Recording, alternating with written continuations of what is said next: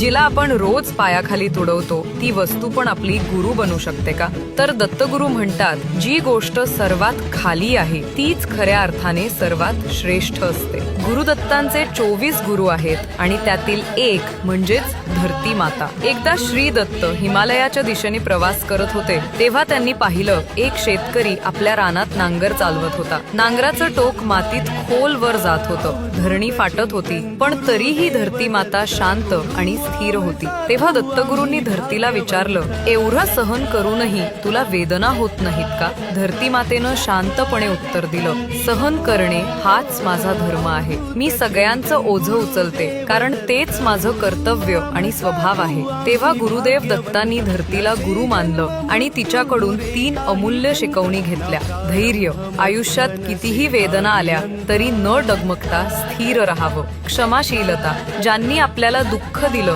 त्यांनाही माफ करून पुढे जात राहावं. निस्वार्थ सेवा, कोणतीही अपेक्षा न ठेवता प्रत्येकाची मदत करत राहावं. म्हणूनच म्हणतात, धरती ही केवळ माता नाही तर श्री दत्तांची प्रथम गुरु आहे. श्री गुरुदेव दत्त.